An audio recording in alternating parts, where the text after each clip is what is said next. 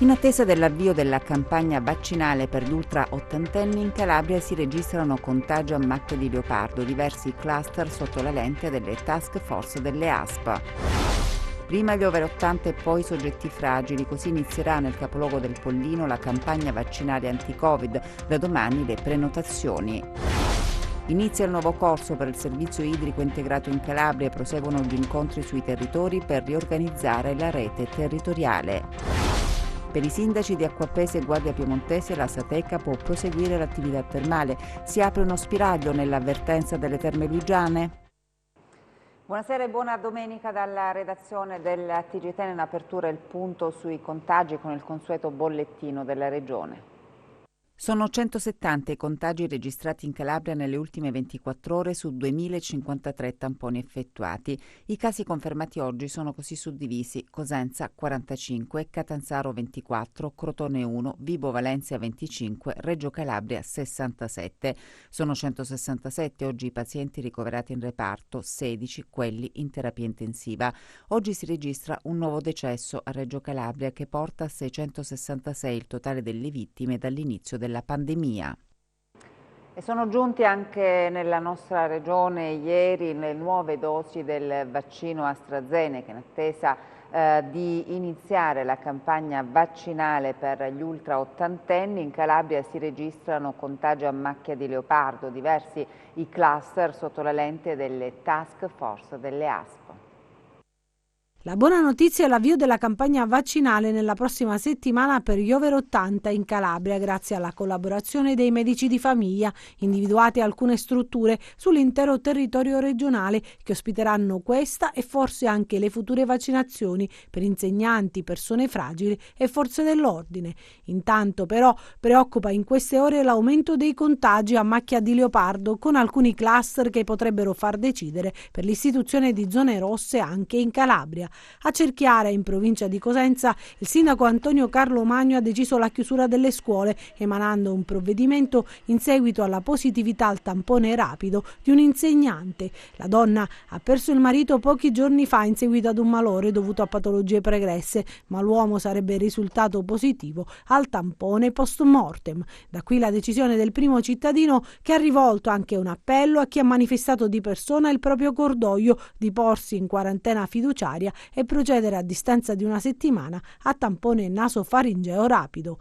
Aumento dei contagi anche a Strongoli, sono 28 i casi di positività registrati dal 16 febbraio, infettati diversi bambini e secondo l'azienda sanitaria provinciale pitagorica il focolaio potrebbe essere partito dalle scuole e propagato fra i familiari degli alunni. Sotto la lente anche la situazione di Briatico nel Vibonese, dove interi nuclei familiari si sono contagiati perché, sostiene il sindaco, non sono state rispettate le regole dell'isolamento domiciliare. Dalle ultime positività, che purtroppo interessano famiglie al completo, fa sapere il primo cittadino, si evince che la quarantena si sta attuando in forma associata, cioè si vive nella stessa casa condividendo spazi e oggetti personali, una cosa da evitare assolutamente.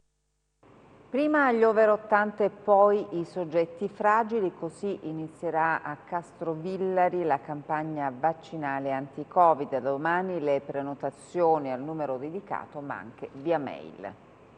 Venerdì della prossima settimana Castrovillari partirà con le vaccinazioni.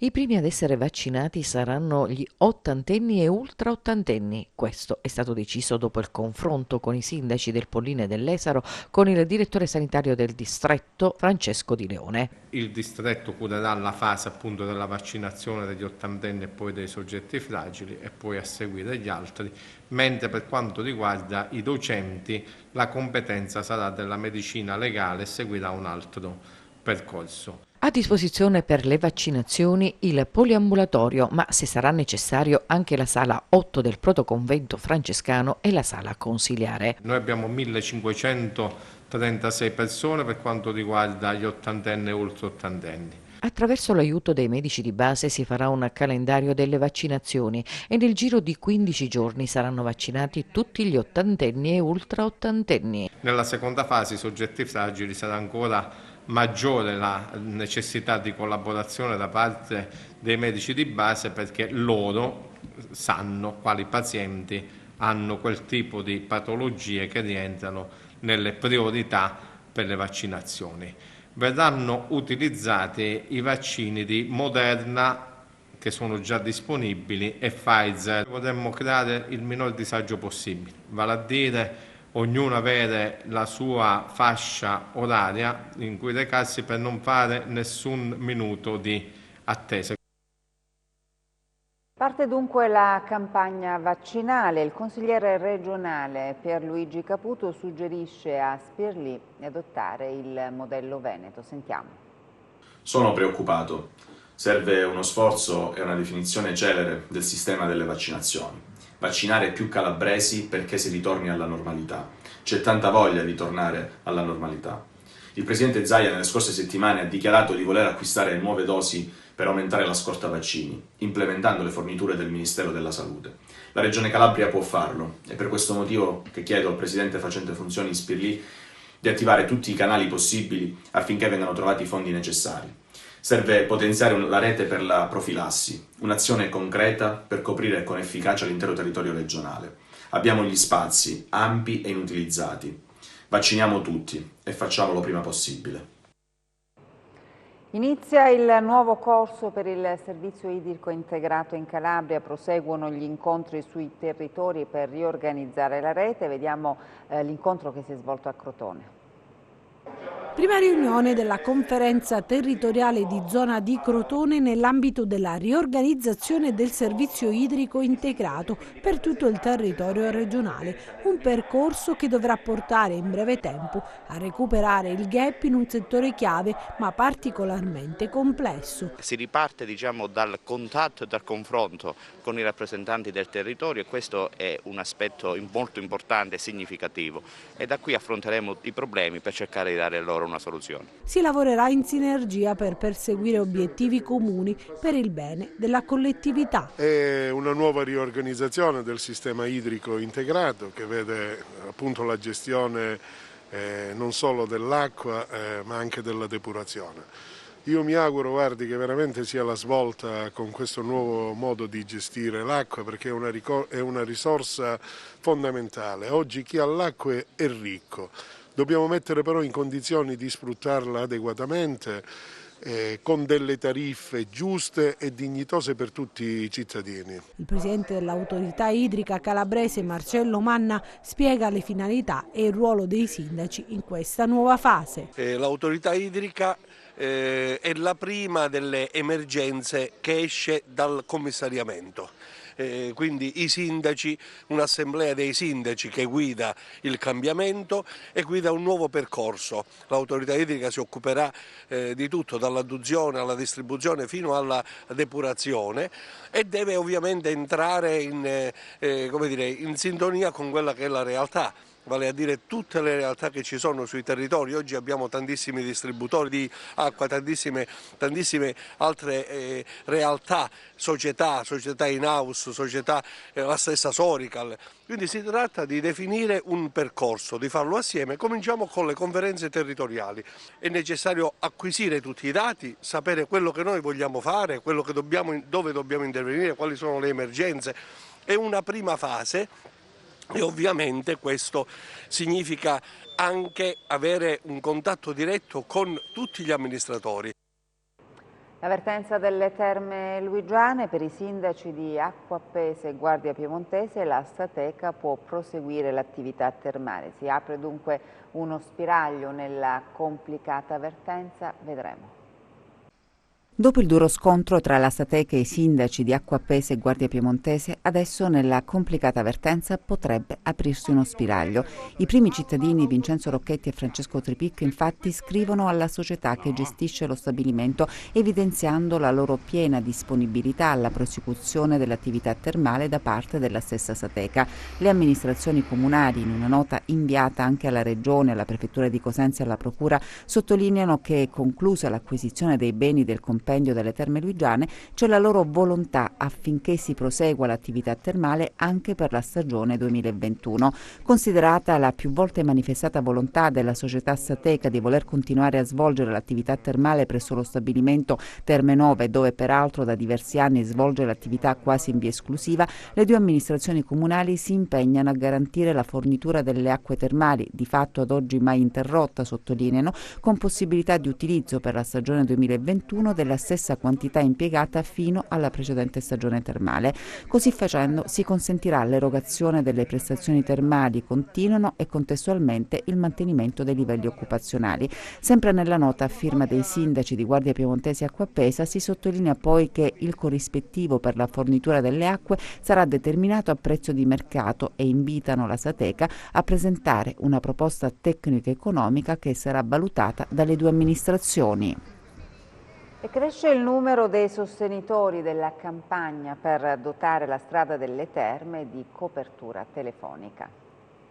Oltre 5.000 gli iscritti al gruppo Facebook per chiedere la copertura telefonica della strada statale 283 delle Terme nel Cosentino, una battaglia che va avanti anche raccogliendo firme su una piattaforma change.org, come sottolinea anche Giorgio Terranova, amministratore del gruppo. Come gruppo chiediamo la copertura telefonica della strada delle Terme. Stiamo andando avanti nelle nostre iniziative per quanto riguarda la sicurezza su quel tratto di strada che per circa 10 km, anzi da 10 a 20 km, la copertura telefonica e le colonnine SOS sono presenti su quel territorio. Abbiamo ultimamente scritto al prefetto di Cosenza, alla sede ANAS di Roma, alla sede nazionale di Roma, all'ANAS di Cosenza, al direttore della protezione del Dipartimento per i Trasporti Terrestri, al Ministero dei Trasporti a Roma. Stiamo continuando a scrivere perché noi non abbandoneremo questa nostra iniziativa, anche se avete avuto modo di vedere e di sentire ultimamente c'è stato un ennesimo incidente dove per fortuna non ci sono stati dei morti. Quindi io chiedo a tutti quanti di starci vicino su questa iniziativa. Non è un'iniziativa per noi, è un'iniziativa per tutte quante le persone che transitano su quella strada, perché è un'arteria che collega il Tirreno allo Ionio, è un'arteria che quando l'autostrada Salerno-Reggio Calabria è chiusa diventa un'autostrada anche quella. E adesso le difficoltà di cinema, teatri e spettacoli dal vivo chiusi da oltre un anno a causa dell'emergenza sanitaria. Cultura, cinema, teatri, spettacoli dal vivo, la pandemia ha messo in ginocchio diversi settori e quello cinematografico vive così come gli altri difficoltà e perdite terribili, incassi mancati con conseguente crisi per produttori, distributori ed esercenti, per non parlare di attori, artisti e tutto ciò che gira intorno al mondo della pellicola. Un anno di crisi profonda, alcuni cinema rischieranno anche di non riaprire. Speriamo che questo non accada alla città di Catanzaro, ai teatri di Catanzaro, perché io sono da sempre, da 30 anni, legato alle attività teatrali e cinematografiche della città, quindi ci terrei molto a rivedere una ripresa quanto prima di queste attività. Speriamo che ci sia data una mano proprio alle strutture da parte degli enti pubblici, di coloro che possono veramente sostenere economicamente, perché veramente riprendere il cinema e il teatro in questi tempi sarà un'impresa ardua. I ritardi nell'erogazione dei ristori, che comunque sono una goccia nel mare, per un settore che in pratica ha riaperto per un periodo veramente breve, poco più di un mese dallo scorso lockdown. Aiuti sono stati richiesti perché ci sono stati dei decreti ristori che hanno previsto degli specifici contributi a favore del cinema e dei teatri. Non sono materialmente ancora arrivati. Il primo bando, mi pare che il primo provvedimento a favore del cinema è uscito ad aprile e dovrebbe arrivare qualcosa, stiamo parlando di non tantissimo, però giusto per poter tamponare un po' questa emorragia che è stata creata con la mancata riapertura, anche perché poi si è riaperto a settembre, poi si è richiuso a ottobre, quindi la riapertura è stata veramente limitata nel tempo. Non coprirà certamente tutte le somme non coprirà certamente le perdite che ha avuto in questo periodo il cinema, però potrebbero servire per ripartire. La speranza è che si torni nelle sale il prima possibile, perché l'arte e la cultura sono cibo per la mente. Io come appartenente al mondo del cinema non posso che augurarmi di aprire il prima possibile e so che soprattutto per le sale, per le monosale sarebbe più semplice gestire, siccome è una riapertura. Forse per le multisale è un po' più complicato visto i numeri che fanno, e visto anche i costi. Quindi probabilmente la riapertura dei cinema è legata anche a questo, al fatto che siccome in Italia la maggior parte delle sale sono multisale e che comportano quindi un'affluenza notevole di pubblico, allora sarebbe più difficile gestire la situazione degli ingressi. Il Comune di Cosenza e il Conservatorio Giacomo Antoni hanno promosso un'iniziativa per la diffusione di concerti di musica classica anche nel periodo della pandemia. Rinascere nella musica è il titolo del progetto promosso dall'amministrazione comunale di Cosenza e dal Conservatorio di musica Stanislao Giacomo Antonio. Saranno realizzati 3 concerti registrati senza pubblico con l'obiettivo di ridare vita al teatro di tradizione Alfonso Rendano, creando le premesse per le nuove stagioni quando i teatri riapriranno, ma intanto si vuole far entrare buona musica direttamente nelle case attraverso la TV e via streaming. L'idea di unire 2 forze importanti come appunto il Teatro Rendano e quindi di conseguenza l'amministrazione comunale e il conservatorio è un'idea che sicuramente è utile per il nostro territorio. Il conservatorio da sempre è a disposizione, lo è ancora tuttora in questo periodo, per iniziare un percorso di collaborazione che possa sfociare all'interno del nostro territorio in manifestazioni e in concerti che possano finalmente ridare quello che è la serenità musicale anche all'interno della programmazione del Teatro Rendano. Un inno di speranza, quello della musica, che parte con una grande sinergia fra l'amministrazione comunale e il Conservatorio di musica di Cosenza per ridare vitalità al Teatro Rendano, una platea oggi vuota ma che auspichiamo presto possa invece riempirsi di persone. Ma nel frattempo questa musica che entra nelle case, il teatro che entra nelle case e dà valore alla musica e a questo bellissimo luogo che è il Teatro Rendano. La sinergia sperimentata in questa fase tra Comune di Cosenza e Conservatorio darà i suoi frutti anche in seguito e può rappresentare una grande opportunità per ridare energia ed economia al territorio. Questa collaborazione con il Conservatorio, che è un po' anche il tempio della musica insieme al nostro Rendano, si concretizzerà anche poi successivamente quando le persone e il pubblico potranno essere presenti qua all'interno del teatro. Quindi è un auspicio anche per una continuazione della stagione teatrale che spero sarà possibile inaugurare in presenza nei prossimi mesi. Auspichiamo che questo si verifichi al più presto, ma soprattutto ci prepariamo a dare questo servizio che abbiamo sempre dato negli anni con grande qualità sia nella prosa che nella lirica ai cittadini di Cosenza.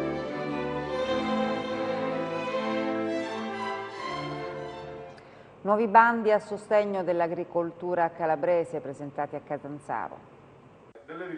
Nuovi bandi a sostegno dell'agricoltura calabrese sono stati presentati a Catanzaro dal presidente facente funzione Nino Spirlì, dall'assessore all'agricoltura Gianluca Gallo e dal dirigente generale del Dipartimento Agricoltura Giacomo Giovinazzo. Si tratta dei bandi agrumicoltura e investimenti in infrastrutture previsti dal programma di sviluppo rurale 2014-2020. Obiettivo del bando è quello di migliorare la redditività e la sostenibilità delle produzioni. Credo che questo bando sia questo è un bando importante, una risposta che noi diamo al settore agrumicolo attraverso una proposta di riconversione varietale.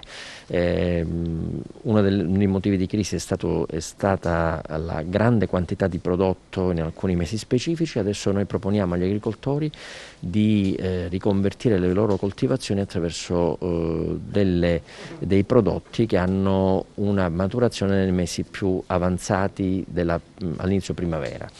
Con questo intervento noi vogliamo dare anche una risposta in termini cospicui. Adesso è 1 milione messo a bando, ma con le somme rinvenienti dalla programmazione europea noi implementeremo la dotazione del bando. Oggi presentiamo anche un altro bando, un bando 431, che è un bando destinato ai comuni al di sotto e al di sopra dei 5.000 abitanti, con due bandi diversi che fanno sì che i comuni possano investire fino a 120.000 euro per strade rurali, acquedotti rurali o fare elettrificazione rurale, quindi intervento anche a favore dei comuni.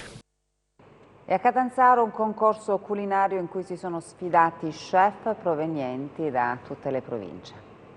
L'iniziativa vuole far veicolare un messaggio molto importante, quello della valorizzazione dei prodotti territoriali e connesse a tutta quella che è la tradizione culinaria. In più si cerca di far emergere quello che è l'aspetto storico-culturale, per cui gli usi e i costumi, specialmente in questo periodo, in questo frangente dove il nostro territorio, come tutto il territorio nazionale, ha questa problematica in essere, per cui la valorizzazione del territorio per far sì che porti anche economia. Pertanto noi con i nostri associati vogliamo veicolare questo messaggio. Oggi qui nelle cucine del ristorante La Cucullera, un nostro socio che si è prestato ad ospitarci, ci sono 10 associati che presentano la tipicità anche sotto la veste di innovazione. Sono stati presentati diversi piatti, anche morsello, ma tra l'altro noi abbiamo anche condiviso questa partecipazione perché nel bando di concorso si parla di tradizione e di innovazione, quindi la nostra presenza è significativa perché abbiamo nel nostro principale scopo statutario quello della difesa e della promozione di questi piatti tipici, partendo dal morsello ma non soltanto, con un occhio anche alle nuove esperienze e all'innovazione verso la gastronomia catanzarese. E adesso a Rende per parlare del campionato di bocce nel ricordo di un atleta scomparso prematuramente, Franco Parisi, a cui è stata dedicata la stagione. È partito lo scorso weekend il campionato di Serie A2 di bocce per la specialità raffa con 3 squadre calabresi nella starting list: Catanzarese, Città di Cosenza e Città di Rende, che dopo la prematura scomparsa di uno dei componenti ha preso una nuova denominazione, quella di Franco Parisi, Città di Rende, in onore allo storico capitano. Sono molto contento e orgoglioso che questa bocciofila ha preso il nome di un grandissimo amico, Franco Parisi, che ci ha lasciato poco tempo fa ed era anche un grandissimo giocatore. I biancorossi del presidente Daniele Salerno e del tecnico Gianluca Cristiano ripartono con i migliori auspici. Daremo il meglio affinché iniziamo la nostra avventura sperando con una vittoria. Dopo lo stop ai campionati per la pandemia si riparte nel ricordo di un grande uomo e un grande atleta. Nelle parole del presidente del comitato regionale della FIB Calabria, Francesco D'Ambrosio, il ricordo di Franco Parisi.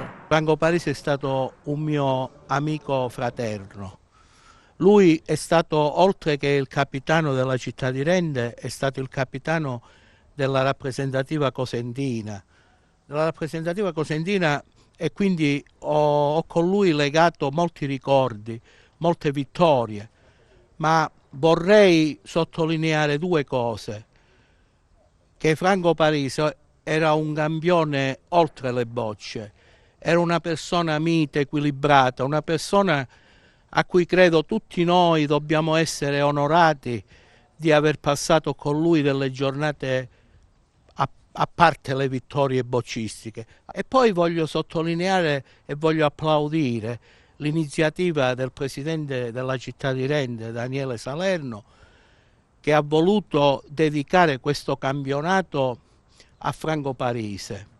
Allora io dico che ha fatto benissimo a chiamare la città di Rende con il nome di Franco Parise, ma voglio estendere questa dedica di Daniele Salerno a tutta la Calabria, perché anche le due squadre, che Cosenza, città di Cosenza e Catanzarese, credo, mi faccio promotore del loro pensiero, dedicheranno volentieri questo campionato a Franco Parise, perché Franco Parise meritava veramente tanto.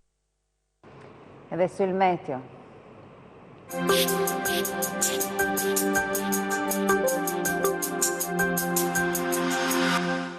Ben ritrovati da Meteo in Calabria. Un vasto campo di alta pressione garantisce condizioni di tempo stabile con temperature lievemente al di sopra della norma, specie sui monti. Passiamo alle previsioni in dettaglio. Domani generalmente sereno o poco nuvoloso ovunque. Notte tempo e prime ore del giorno, possibili foschie o banchi di nebbia nelle zone a valle o sui versanti ionici. Temperature stazionarie. Passiamo a mari e venti, domani mari poco mossi con venti da sud-sud-ovest. Per essere sempre aggiornati sull'evoluzione delle condizioni meteo, vi rimando oltre al nostro sito www.meteoincalabria.com anche alla nostra pagina Facebook Meteo in Calabria. Ed è davvero tutto, grazie per l'attenzione e buona serata.